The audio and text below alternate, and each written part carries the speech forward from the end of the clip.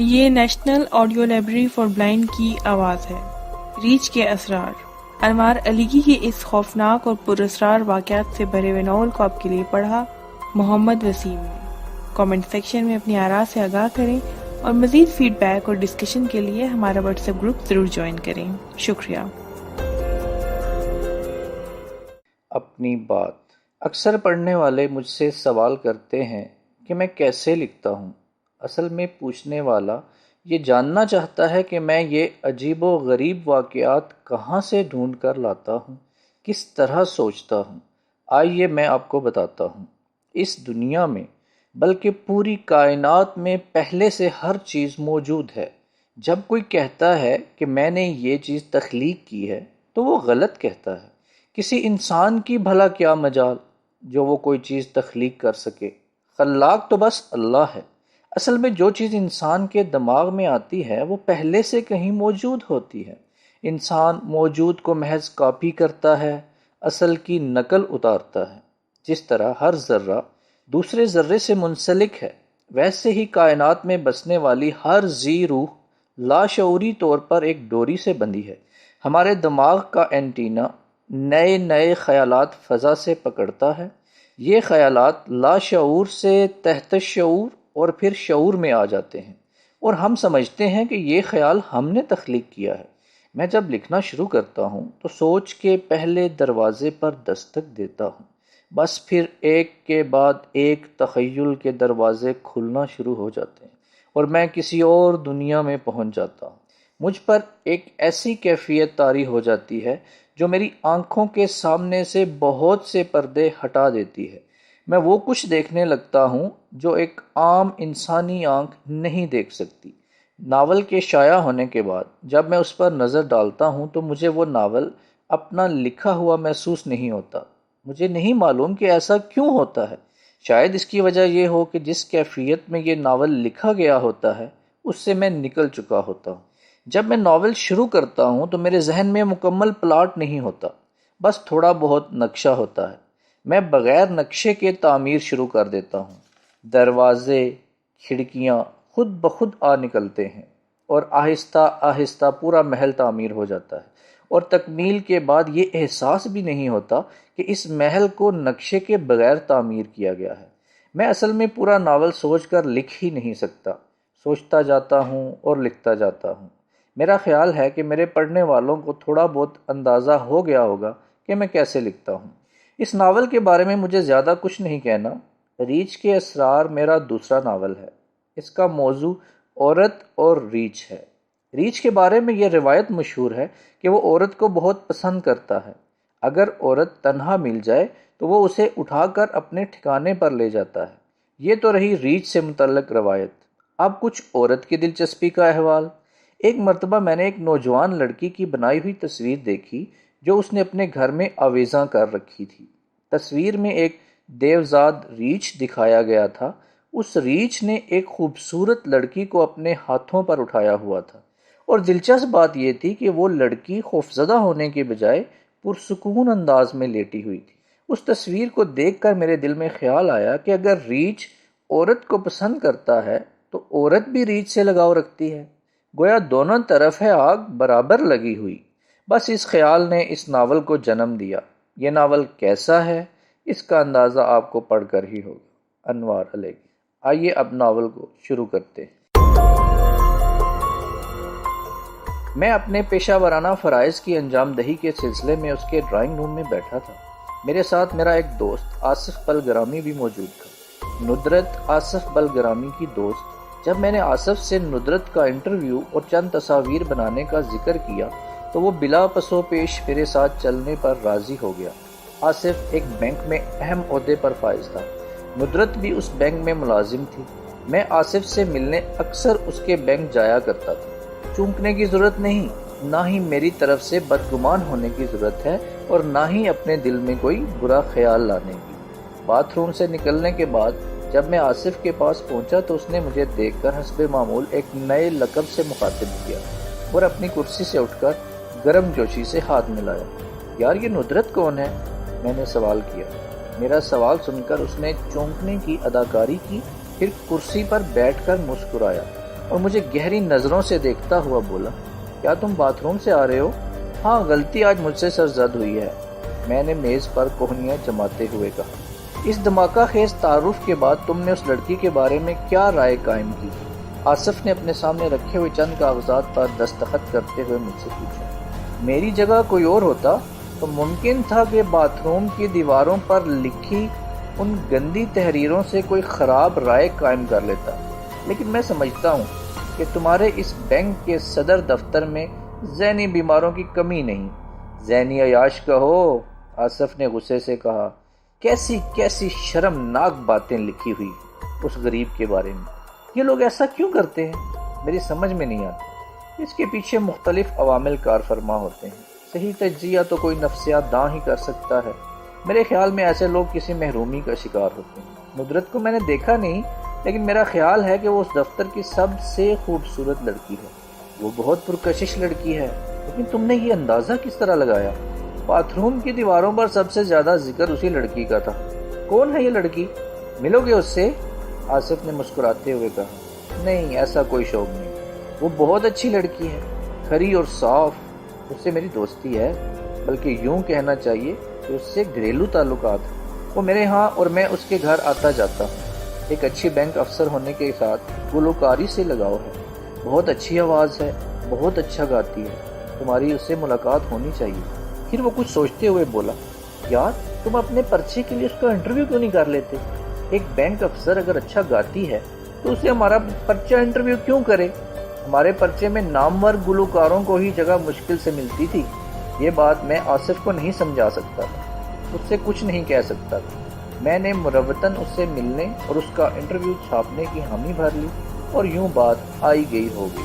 پھر کوئی 5-6 ماہ بعد میں نے ندرت کو کراچی کے ایک مقامی ہال میں گاتے ہوئے سنا۔ میرے ہمراہ آصف تھا، اور وہی مجھے اس راگ رنگ کی محفل میں گھسیٹ کر لایا تھا۔ یہ ندرت سے میری دوسری ملاقات تھی۔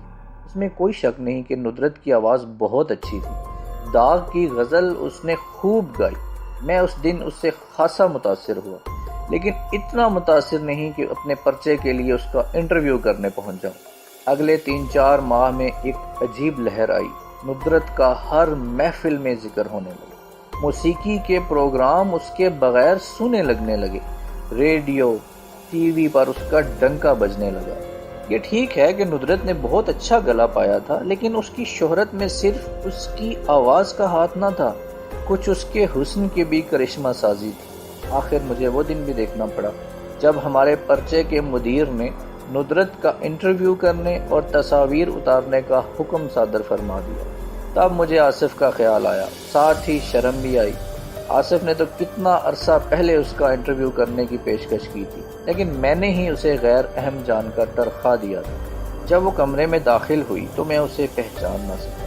پہلی نظر میں مجھے یوں محسوس ہوا جیسے یہ اس گھر کی ملازمہ ہے اور ندرت کے بارے میں کچھ بتانے آئی ہے، لیکن وہ ملازمہ نہ تھی، خود ندرت تھی۔ انتہائی معمولی سے کپڑوں میں، بالوں میں گرد، چہرے پر گرد، ہاتھ پاؤں مٹی سے لٹے ہوئے، وہ بڑی سادگی سے سلام کر کے میرے سامنے والے صوفے پر بیٹھ گئی۔ سو رہی تھی کیا؟ آصف نے پوچھا۔ نہیں بھائی، گھر کی صفائی میں لگی ہوئی تھی، ندرت نے سادگی سے جواب دیا۔ کیا آپ کو معلوم نہ تھا کہ ہم آنے والے ہیں؟ تھا، بڑا مختصر سا جواب تھا۔ پھر ایسا کریں، ذرا جھاڑو اپنے ساتھ لے آئیں اور 2-4 تصویریں جھاڑو دیتے ہوئے اتروا لیں۔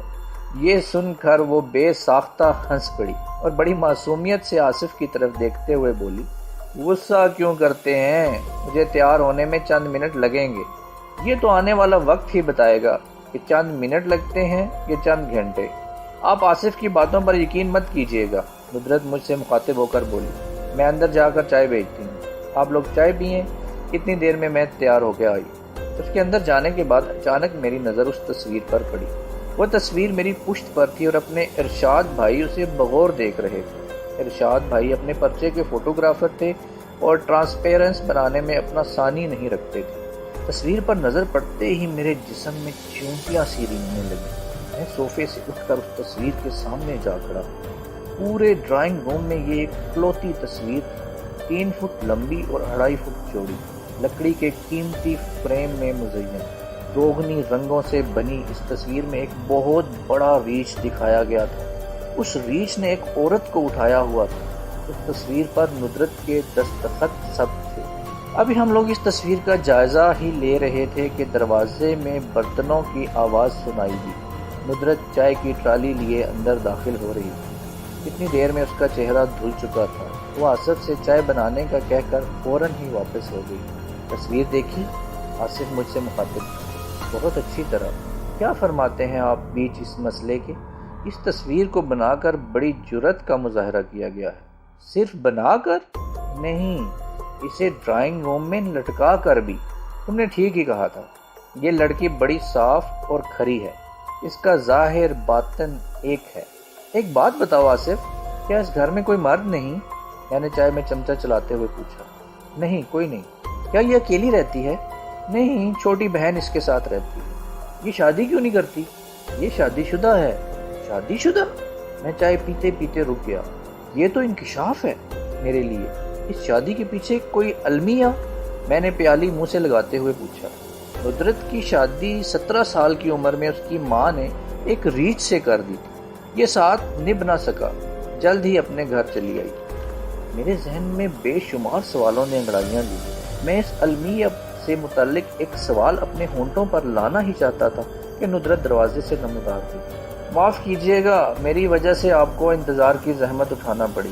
وہ مجھ سے مخاطب تھی۔ انتظار کی کیفیت سے تو ابھی ہم لوگ دو چار نہیں ہوئے تھے۔ آپ نے واقعی کمال کیا، اس قدر جلد تیار ہو کر آ گئی۔ میں نے اس کے چہرے پر نگاہ کی۔ اس کے چہرے پر ماہرانہ میک اپ تھا اور اس نے گلابی رنگ کی ساڑی زیب تن کر رکھی۔ اب وہ واقعی ندرت لگ رہی تھی، حسین اور پرکشش۔ پہلے میں تصویر بنا لوں؟ ارشاد بھائی کیمرہ سٹینڈ پر لگاتے ہوئے بولے۔ ہاں ٹھیک ہے، میں نے کہا۔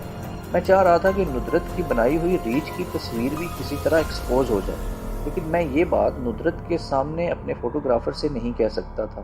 آئیے، ارشاد بھائی نے ندرت کو اٹھنے کا اشارہ کیا اور اسے ریچھ کی تصویر کے سامنے لا کھڑا کیا۔ میں نے دل ہی دل میں اپنے فوٹوگرافر کو داد دی۔ اس تصویر کے ساتھ آپ کو ایکسپوز کر لیا جائے، کوئی حرج تو نہیں؟ ارشاد بھائی اپنا کیمرہ سیٹ کرتے ہوئے بولے۔ کر لیجئے ایکسپوز، لیکن اس کا کوئی فائدہ نہ ہوگا۔ آپ اس تصویر کو چھاپ نہیں سکیں گے۔ بات دراصل یہ ہے کہ میں کوئی باقاعدہ آرٹسٹ تو ہوں نہیں۔ یہ تصویر ایک طرح سے میرا ذاتی خیال ہے اور میں نہیں چاہتی کہ میری کوئی ذاتی بات آپ کے پرچے کے قارئین تک پہنچے۔ میرا خیال ہے آپ میری اس خواہش کا احترام کریں گے، ندرت نے بڑے نپے تلے انداز میں کہا۔ ارشاد بھائی نے میری جانب استفہامیہ نظروں سے دیکھا۔ ٹھیک ہے، رہنے دیں، میں نے ان کی سوالیہ نگاہوں کا جواب دیا۔ 2-3 لباسوں میں مختلف تصاویر اتروانے کے بعد جب ندرت انٹرویو دینے کے لیے بیٹھی تو میرے جی میں آیا کہ سب سے پہلے اس تصویر کے بارے میں سوال کروں، لیکن ایسا میں نے جان بوجھ کر نہیں کیا۔ پہلے اسے ادھر ادھر کے سوال کرتا رہا۔ آخر ایک جگہ موقع غنیمت جان کر میں نے دھیرے سے پانسا پھینکا۔ یہ تصویر آپ نے کتنے دن میں مکمل کی؟ جی 3 ماہ میں، ندرت نے بڑے سپاٹ سے لہجے میں جواب دیا۔ آپ اس تصویر میں کیا کہنا چاہتی ہیں؟ آپ کا کیا خیال ہے؟ اس نے انتہائی سنجیدگی سے پوچھا۔ میں سمجھ گیا کہ اس نے یہ سوال سوچنے کا وقت لینے کے لیے کیا ہے، پھر بھی مجھے اس کا کچھ نہ کچھ جواب تو دینا تھا۔ مردوں کے بارے میں آپ کا تصور کچھ تلخ معلوم ہوتا ہے، آپ انہیں درندہ صفت خیال کرتی ہیں، میں نے کہا۔ میری بات سن کر وہ بے اختیار ہنس پڑی۔ یہ کچھ عجیب سی ہسٹریائی انداز کی ہنسی تھی اور اس ہنسی میں مجھے نادان تصور کیے جانے کا عنصر غالب تھا۔ میں نے اس کی ہنسی رکنے کا بڑے صبر سے انتظار کیا، لیکن کوئی فائدہ نہ ہوا۔ اس نے ہنسنا بند کر کے کوئی بے سر پیر کی بات چھیڑ دی اور اسے اتنی دور جا کر چھوڑا کہ میرے سوال کی خاک بھی باقی نہ رہی۔ اب چونکہ یہ سوال ذاتی نوعیت کا تھا، اس لیے اسے میں نے دوبارہ چھیڑنا اخلاقی نقطہ نظر سے مناسب نہ جانا۔ شاید وہ چاہتی بھی یہی تھی۔ کچھ دیر کے بعد میں نے اس کی شادی شدہ زندگی کے بارے میں سوال کرنا چاہا تو اس نے سختی سے روک دیا۔ میں اس مسئلے پر کوئی بات نہیں کرنا چاہتی، اس کے ذکر سے میرے تن بدن میں آگ لگ جاتی ہے۔ وہ انتہائی بیزاری سے بولی۔ 2-4 رسمی سوالات کرنے کے بعد ہم نے ندرت سے اجازت چاہی۔ اس نے اٹھتے ہوئے بڑے خلوص سے معافی مانگی اور کہا کہ بعض اوقات اس کے اعصاب بے قابو ہو جاتے ہیں اور اس رویے پر بعد میں اسے بڑی شرمندگی ہوتی ہے۔ وہ ہمیں دروازے تک چھوڑنے آئی۔ آصف کو اس نے اصرار کر کے روک لیا اور ارشاد بھائی اپنی گاڑی میں آ گئے۔ فراڈ، گاڑی میں بیٹھتے ہی ارشاد بھائی نے نعرہ لگایا، کہاں ہے فراڈ؟ میں نے چاروں طرف دیکھا، ایمان سے یہ لڑکی بڑی فراڈ ہے۔ کیسے؟ میری نگاہوں میں سوال تھا۔ آپ نے وہ تصویر غور سے دیکھی تھی؟ ہاں دیکھی تھی، میں نے کہا۔ اس عورت کا چہرہ بھی غور سے دیکھا تھا، وہ جسے ریچھ نے اٹھایا ہوا تھا؟ ارشاد بھائی نے یاد دلایا۔ کیا تھا اس کے چہرے پر؟ میں نے پوچھا۔ اس کے چہرے پر سکون پھیلا ہوا تھا، اس کے چہرے پر اطمینان کے جذبات تھے۔ صورتحال نے اسے دہشت زدہ کرنے کے بجائے الفت زدہ بنا دیا تھا۔ خدا کی قسم یہ لڑکی خواہشوں کی ماری ہے، انتہائی غیر معمولی خواہشوں کی دل دادا، ایک دم فراڈ۔ ارشاد بھائی جوش میں کہتے چلے گئے اور میرے سامنے سوچنے کا ایک نیا باب کھل گیا۔ رات تک ندرت کی ہسٹریائی ہنسی میرا پیچھا کرتی رہی، اس کی بنائی ہوئی ریچھ کی تصویر بار بار نگاہوں میں گھومتی رہی۔ تمام کاموں سے فارغ ہو کر جب میں بستر پر لیٹا تو اس ہولناک واقعے کی جزیات میرے ذہن میں تازہ ہونے لگیں۔ ٹنک پور کا وہ پراسرار جنگل، پہاڑی مزدوروں کی وہ جھونپڑیاں، تنگ اونچے نیچے راستے، بہتے چشمے، اس میں پڑے ہوئے بڑے بڑے پتھر، ان پتھروں پر میرا اکثر بیٹھنا، دور تک پہاڑوں کو تکنا، حسن فطرت سے محظوظ ہونا، وہ دو نالی اسپین ساختہ بندوق جس کی نالیاں کارتوسوں سے بہت کم ہمکنار ہوئی تھیں، وہ رات کو جنگل کے بیچ پڑاؤ پر سونا، رات بھر آگ کا جھلنا اور کسی جنگلی جانور کی آواز پر چونک کر اٹھنا، یہ سب باتیں مجھے تیزی سے یاد آ رہی تھی، میرے گرد ہجوم کرتی جا رہی۔ یہ ان دنیا کوئی بات ہے جب میں علی گڑھ میں ایم اے کا طالب علم تھا۔ میرے چچا حاجی مردان خان جو بریلی میں رہائش پذیر تھے اور جو بانسوں کے جنگلات کے بڑے بڑے ٹھیکے لیتے تھے، مجھے عرصے سے جنگلات کی زندگی دیکھنے اور شکار کھیلنے کی دعوت دے رہے تھے۔ آخر میں کچھ ان کے بلاوے کے احترام اور کچھ اپنے شوق سے مجبور ہو کر بریلی جانے کے لیے تیار ہو گیا۔ اس وقت علی گڑھ سے بریلی کے لیے 2 گاڑیاں چلتی تھیں، ایک صبح ایک شام۔ میں نے شام کی گاڑی کا انتخاب کیا۔ یہ گاڑی صبح تڑکے بریلی پہنچتی تھی۔ رات کا سفر میں آسانی سے سو کر گزار سکتا تھا۔ اس کے علاوہ ایک وجہ یہ بھی تھی کہ میں نے اپنے ساتھ بندوق لے لی تھی۔ بندوق کا لائسنس والد صاحب کے نام تھا۔ والد صاحب بڑی مشکل سے بندوق دینے کے لیے راضی ہوئے تھے کیونکہ چیک ہونے کی صورت میں لائسنس منسوخ ہونے کا خطرہ تھا۔ میری اس یقین دہانی پر کہ میں بندوق صرف جنگل میں نکالوں گا اور اسے احتیاط سے رکھوں گا، انہوں نے بندوق عنایت کرنے کی حامی بھر لی تھی۔ ساتھ ہی ایس جی، ایل جی اور چھروں والے کارتوس کے ڈبے بھی لا دیے۔ میں نے بندوق توڑ کر ڈبے میں بند کی۔ بندوق کا یہ ڈبہ بڑے بینچوں کے ڈبے کی طرح تھا، اب اس کے چیک ہونے کا بالکل خطرہ نہ تھا۔ ویسے بھی رات کو فرسٹ کلاس کے ڈبے میں ٹی ٹی وغیرہ مشکل ہی سے آتے تھے، اور یہی سوچ کر میں نے رات کا سفر اختیار کیا تھا۔ گاڑی 5 بجے شام پلیٹ فارم سے رینگتی ہوئی نکلی۔ میں 2 برتھوں والے کوپے میں تھا، دوسری برتھ خالی تھی۔ گاڑی کیونکہ چل رہی تھی اس لیے کسی بڑے اسٹیشن کے آنے تک کوئی اور مسافر آنے کا سوال ہی نہ تھا۔ میں نے دروازہ بند کر کے اندر سے چٹخنی چڑھا لی اور اطمینان سے پاؤں پھیلا کر بیٹھ گیا۔ کھلی کھڑکی سے مجھے بھاگتے ہوئے درخت دکھائی دے رہے تھے۔ منظر کی یکسانیت سے تنگ آ کر میں نے سوٹ کیس سے رسالہ نکالا اور اس کی ورق گردانی کرنے لگا۔ رسالہ پڑھتے پڑھتے ایسے ہی میری نظر سامنے والی برتھ کے نیچے پڑی کسی چیز پر جم گئی۔ وہ ایک سرخ رنگ کی شال تھی جسے کوئی مسافر ڈبے میں بھول گیا تھا۔ بات اگر شال کی حد تک ہی ہوتی تو کوئی بات نہ تھی۔ میری تجسس کی ماری طبیعت نے برتھ کے نیچے ایک کونے میں پڑی شال کو پکڑ کر کھینچا تو وہ وزنی سی معلوم ہوئی۔ اس شال کے اندر کوئی چیز لپٹی ہوئی تھی۔ یا اللہ، کیا چیز ہے اس میں؟ میرے دل کی دھڑکن تیز ہو گئی۔ میں نے آہستہ آہستہ شال کو کھولا۔ اچانک ہی ایک انسانی ہاتھ پھسل کر برتھ پر گرا۔ یہ کسی عورت کا ہاتھ تھا جو کوہنی سے کٹا ہوا تھا اور تازہ تازہ خون اس میں سے بہہ رہا تھا۔ گورے رنگ کے اس بھرے بھرے ہاتھ سے اس عورت کی عمر 25-30 کے درمیان معلوم ہوتی تھی۔ ہاتھ کالے رنگ کی چوڑیوں سے بھرا ہوا تھا۔ کلائی پر کہیں کہیں زخموں کے نشان تھے جو مزاحمت کے دوران چوڑیاں ٹوٹنے سے آئے ہوں گے۔ مخروطی انگلیوں میں ایک بھاری سی خوبصورت سونے کی انگوٹھی تھی۔ گاڑی اپنی پوری رفتار سے پٹریوں کے سینے پر دندناتی ہوئی چلی جا رہی تھی۔ 2 منٹ کے بعد ایک ہالٹ آنے والا تھا اور ان 2 منٹوں میں مجھے فیصلہ کر لینا تھا۔ ایک راہ تو یہ تھی کہ میں زنجیر کھینچ کر گاڑی روکوں اور گارڈ کو یہ ہاتھ پیش کر دوں۔ ایک فرض شناس شہری کی حیثیت سے مجھے کرنا بھی یہی چاہیے تھا۔ لیکن یہ بات میں اچھی طرح جانتا تھا کہ کٹا ہوا ہاتھ پیش کرتے ہی میرا سالم ہاتھ پولیس کے ہاتھ میں آ جائے گا اور صدیوں تک مجھے عدالت اور تھانے کے چکر لگانے پڑیں گے۔ اس کے علاوہ بغیر لائسنس کی بندوق میرے پاس تھی۔ قسمت خراب ہوتے دیر نہیں لگتی، ممکن تھا یہ مصیبت میرے گلے ہی پڑ جاتی۔ تب میں نے فوری فیصلہ کیا اور فرار میں ہی عافیت جانی۔ میں نے جلدی جلدی اس نازک ہاتھ کو شال میں لپیٹا، برتھ کے نیچے پھینکا اور اپنا سامان اٹھا کر کوپے سے باہر آ گیا۔ گیلری کے آخری سرے پر کھلے دروازے میں بھونچال کی طرح داخل ہو گیا۔ یہ ایک 4 برتھوں کا کوپا تھا اور اس میں پہلے ہی سے 2 مسافر موجود تھے۔ یہ ایک نو شادی شدہ جوڑا تھا اور انہوں نے نیچے والی دونوں برتھوں پر قبضہ کیا ہوا تھا۔ ایک پر کچھ ملا جلا سامان تھا جو پھیلا ہوا تھا اور دوسری برتھ پر بذات خود پھیلے بیٹھے تھے۔ میری آمد کو انہوں نے مداخلت بے جا تصور کیا۔ ان کی جگہ اگر میں ہوتا تو میں بھی یہی کرتا، لیکن میرے ساتھ مجبوری تھی۔ میں انہی کے ساتھ بیٹھ کر اپنے آپ کو محفوظ سمجھتا تھا۔ میں نے اوپر برتھ پر قبضہ جما لیا، ان کی پیشانی کی شکنوں کو ایک بھرپور مسکراہٹ سے برابر کرنا چاہا، لیکن اس کا ان پر اثر نہ ہوتے دیکھ کر فوراً اپنی قیمتی مسکراہٹ پر سٹاپ مارا اور برتھ کو اپنی جاگیر سمجھ کر پاؤں پھیلا دیے۔ اتنے میں ہالٹ آ گیا۔ منظور گڑی پر گاڑی 1-2 منٹ سے زیادہ دیر نہیں رکتی تھی۔ وہ صاحب جن کے دونوں ہاتھوں پر گہری مہندی لگی ہوئی تھی اپنی برتھ سے اٹھے اور ابھی آیا کہہ کر باہر نکل گئے۔ مجھے یہ سمجھنے میں زیادہ دیر نہ لگی کہ وہ صاحب جن کے ہاتھ کی مہندی ابھی میلی نہ ہوئی تھی ابھی آیا کہہ کر کہاں گئے ہیں۔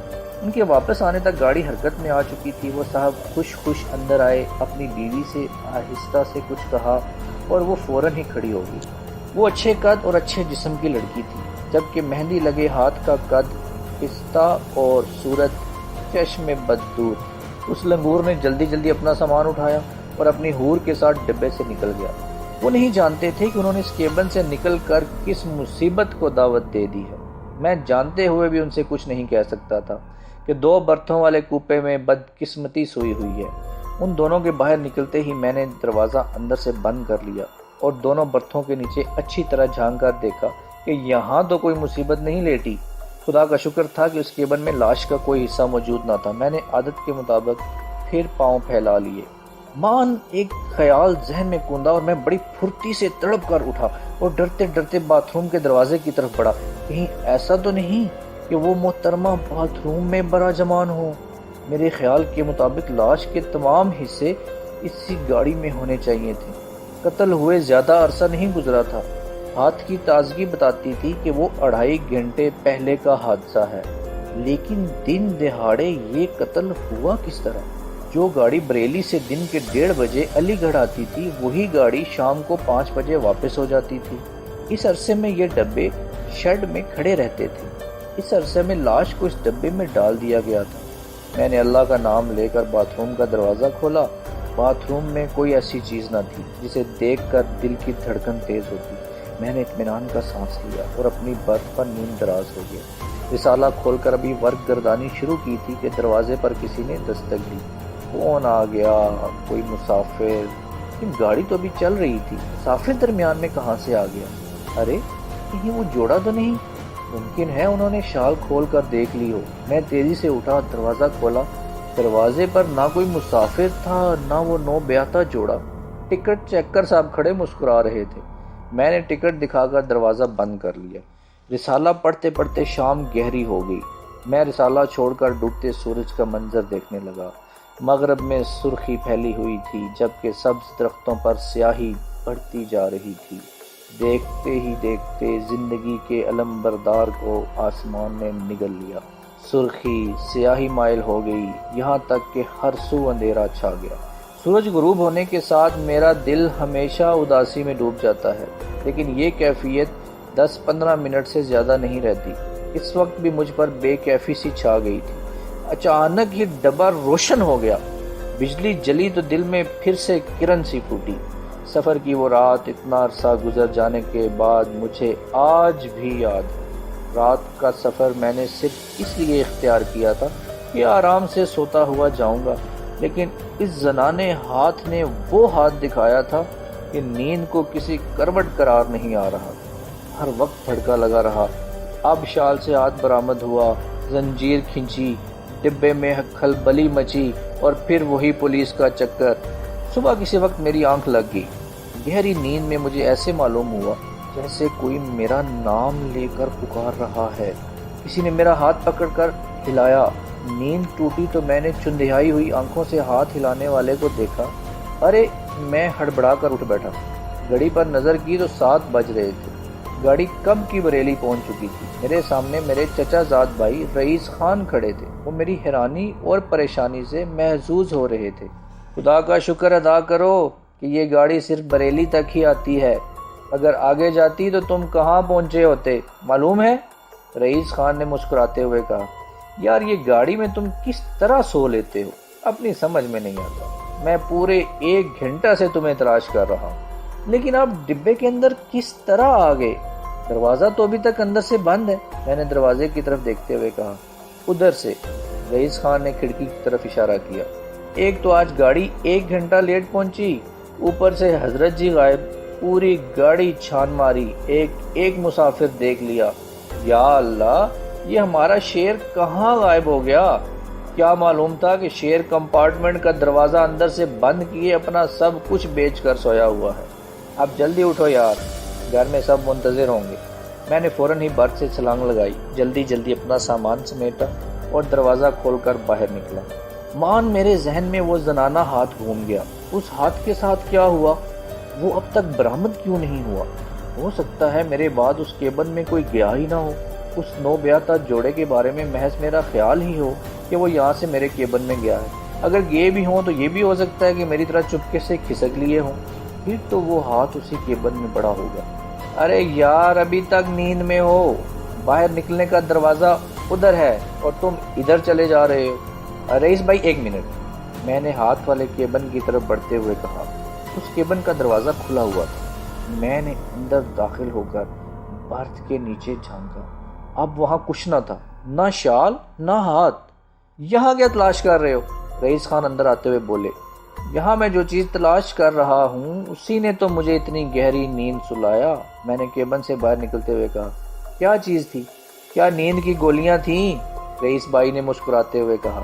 آئیے باہر نکل آئیے، میں بتاتا ہوں کیا تھا یہاں۔ میری سمجھ میں نہیں آ رہا تھا کہ اس ہاتھ کے ساتھ کیا ہوا، وہ کہاں غائب ہو گیا۔ پھر اس ہاتھ میں مجھے بھاری سی سونے کی انگوٹھی کا خیال آیا۔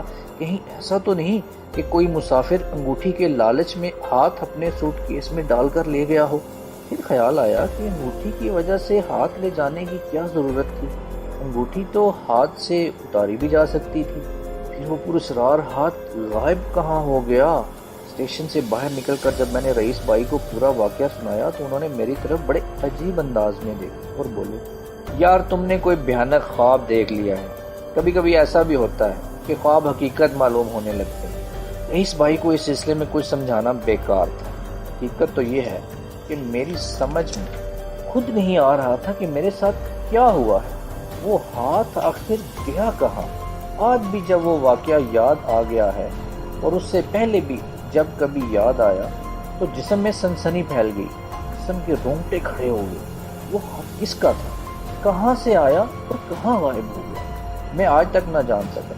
اس واقعے کو سننے والے سب یہی کہتے ہیں، یار تم نے خواب دیکھا ہوگا۔ اب تو کبھی کبھی مجھے بھی خواب کا گمان گزرنے لگتا ہے۔ گھر پہنچ کر میں بڑے مزے سے نہایا، ناشتہ تیار تھا، خوب ڈٹ کر ناشتہ کیا۔ اس کے بعد گھر والوں سے گپ شپ شروع ہو گئی۔ چچا گھر پر موجود نہ تھے، وہ ٹنک پور میں کٹائی کی نگرانی کر رہے تھے۔ رئیس خان بھی کل ہی میری وجہ سے بریلی پہنچے تھے تاکہ مجھے اپنے ساتھ ٹنک پور لے جائیں۔ پروگرام یہ طے ہوا کہ جیپ سے چلیں گے اور فجر کے وقت بریلی سے نکل کھڑے ہوں گے۔ صبح ہم لوگ نماز پڑھتے ہی جنگل کی طرف چل پڑے۔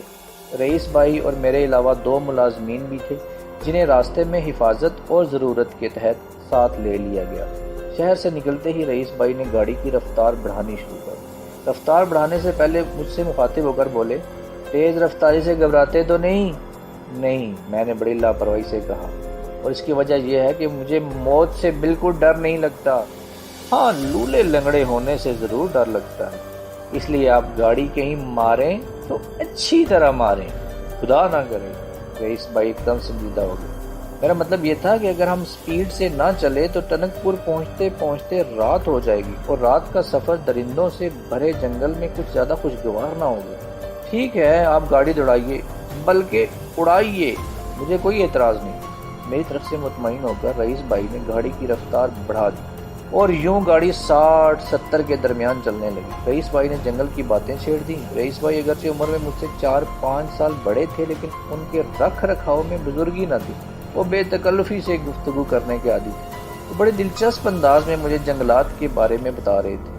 ذکر باغوں کی کٹائی سے ہوتا ہوا شکاریات اور شکاریات سے درندوں کی عادتوں تک جا پہنچا۔ رئیس بھائی کچھ ریچھ کے بارے میں بتائیں۔ ریچھ؟ رئیس بھائی نے ایک لمحہ مجھے بڑے غور سے دیکھا۔ بھائی ریچھ بڑا عجیب جانور ہے، میرا تو اس سے براہ راست کبھی واسطہ نہیں پڑا لیکن شکاریوں سے میں نے اس کے بارے میں سن بہت رکھا ہے۔ یہ بڑا پراسرار جانور ہے۔ اب تم شیر کو دیکھو تو اس کی شخصیت سیدھی صاف معلوم ہوتی ہے۔ اس کا روب داب، گھن گرج، غصہ، جسم کی کشش، سب کچھ ایک نظر میں سامنے آ جاتا ہے۔ لیکن ریچھ کی شخصیت بڑی ڈھکی چھپی، تہ در تہ دبی محسوس ہوتی ہے۔ ریچھ کا پورا جسم بڑے بڑے بالوں میں چھپا ہوتا ہے، ہمیں اس کی تھوتنی کے سوا کچھ نظر نہیں آتا۔ وہ بڑی پرپیچ شخصیت کا مالک ہوتا ہے۔ اس کے جسم کے روئیں روئیں میں اسرار چھپے ہوتے ہیں۔ وہ کیسے؟ وہ ایسے کہ مثلاً کسی ایک جانور کو لے لو، چلو شیر ہی کو لے لو، کیا کھاتا ہے وہ؟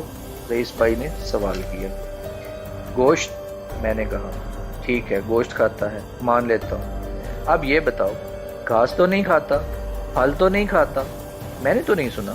یہ جو ریچھ صاحب ہیں یہ مختلف نوعیت کی چیزیں کھاتے ہیں، کسی ایک چیز پر تکیہ نہیں۔ مثلاً سبزی سے شوق فرماتے ہیں، مچھلیاں کھاتے ہیں، شہد کے عاشق ہیں، اور کبھی موڈ ہو تو گوشت پر بھی ہاتھ صاف کر جاتے ہیں۔ حیرت ہے۔ ابھی کہاں حیرت، حیرت تو آگے آئے گی جب تمہیں معلوم ہوگا کہ ایک 9 فٹ لمبا ریچھ ایک گائے کو منہ میں دبا کر بڑی آسانی سے پہاڑ پر چڑھ سکتا ہے، اور حیرت اس وقت ہوگی جب تمہیں معلوم ہوگا کہ اس کی نظر بے حد کمزور ہوتی ہے لیکن سونگھنے کی قوت بے پناہ ہوتی ہے۔ یہ خوراک خصوصاً شہد کی تلاش میں میلوں پیدل نکل جاتا ہے۔ اگرچہ شیر چیتے کی طرح جست نہیں لگا سکتا، ان کی طرح تیز بھی نہیں دوڑ سکتا، اس کے باوجود چھوٹی چھوٹی جستوں پر مشتمل اس کی رفتار کم نہیں ہوتی۔ درختوں پر آسانی سے چڑھ سکتا ہے، متوازی تنوں پر کھڑے ہو کر چل سکتا ہے، اپنی مادہ سے بہار کے موسم میں صرف 1-2 مرتبہ ملتا ہے، اور ظالم اتنا ہے کہ ریچھنی کو مصیبت میں مبتلا کر کے بالکل الگ ہو جاتا ہے، پلٹ کر بھی نہیں دیکھتا کہ اس کی مادہ کس حال میں ہے، حتیٰ کہ اپنے بچوں کو بھی دیکھنے نہیں آتا۔ ریچھنی سال میں 1 یا 2 بچوں کو جنم دیتی ہے، یہ بچے خرگوش کے برابر ہوتے ہیں۔ ریچھنی ایک طویل عرصہ تک بغیر کچھ کھائے پیے اپنے بچوں کی پرورش کرتی ہے۔ رئیس بھائی آپ تو خاصی معلومات رکھتے ہیں ریچھ کے بارے میں۔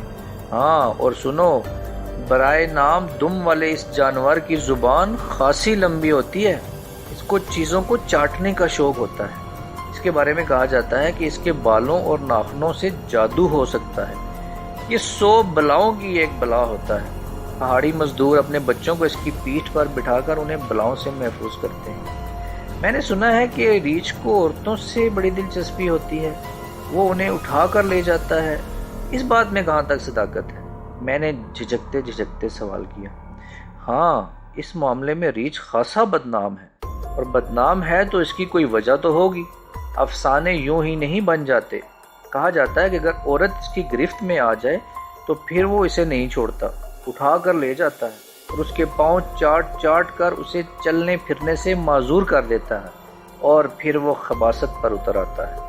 دوپہر کے کھانے کے لیے ہم لوگ راستے میں ایک ہوٹل پر رک گئے۔ کھانے سے فارغ ہو کر پھر سفر کا آغاز ہوا۔ ٹنک پور ہم شام گہری ہوتے ہی پہنچ گئے، اور یہ کرشمہ رئیس بھائی کی تیز رفتاری کا تھا۔ پڑاؤ پر پہنچتے پہنچتے مزید 1 گھنٹہ لگا، اور یہ سفر ہم نے پہاڑی راستوں پر پیدل چل کر کیا۔ جنگل کی سائیں سائیں، تاریکی، ٹارچوں کی دھیمی روشنی، 4-5 آدمی، 1 رائفل، 1 بندوق۔ اگرچہ اس علاقے میں درندوں کا گزر نہ تھا پھر بھی خوف محسوس ہوتا۔ چچا جان مجھے دیکھ کر خاصے خوش ہوئے، کھانے کا انتظام انہوں نے پہلے ہی کر رکھا تھا۔ ہم نے پہنچتے ہی منہ دھویا اور دسترخوان پر آسن جما کر بیٹھ گئے۔ لالٹین کی روشنی میں کیا کھایا یہ تو معلوم نہیں، بہرحال جو کچھ کھایا خاصا مزیدار تھا۔ کھانے کے بعد سفر کی تھکن نے آنکھوں میں نیند بن کر اترنا شروع کیا اور میں گھاس کے بے حد نرم بستر پر پڑ کر سو گیا۔ ہم دونوں خاصی دیر سے اٹھے، دن چڑھ چکا تھا۔ ہم دونوں نے ضروریات سے فارغ ہونے کے لیے چشمے کا رخ کیا۔ جب ہم آدھا میل کا دشوار گزار راستہ طے کر کے چشمے پر پہنچے تو وہاں پہنچ کر جی خوش ہو گیا۔ پہاڑیوں کے درمیان بہتا ہوا یہ چشمہ حسن فطرت کا حسین نمونہ تھا۔ چشمے کا صاف شفاف پانی، اس میں پڑے ہوئے پتھر دیکھنے کی چیز تھی۔ ہم لوگ نہا دھو کر وہاں سے پڑاؤ میں واپس آ گئے۔ دوپہر کو رئیس بھائی اور چچا جان کسی ضروری کام سے فارسٹ آفیسر سے ملنے گئے۔ میں نے تھوڑی دیر آرام کیا اور پھر کندھے پر بندوق رکھ کر چشمے کی طرف چل دیا۔ راستے میں مجھے کئی پہاڑی مرد اور عورتیں ملی۔ وہ مجھے آتا دیکھ کر سلام کرتے اور پھر ادب سے ایک طرف ہو جاتے۔ میرے گزرنے کے بعد وہ پھر اپنی راہ پر ہو لیتے۔ شاید انہیں معلوم ہو گیا تھا کہ میں ٹھیکیدار کا بھتیجا ہوں۔ ابھی میں چشمے پر پہنچ بھی نہ پایا تھا کہ کسی نے چلتے چلتے پیچھے سے میرے کندھے پر ہاتھ رکھ لیا۔ میں سمجھا شاید رئیس بھائی آ گئے۔ جب میں نے پیچھے مڑ کر دیکھا تو میری روح کانپ اٹھی۔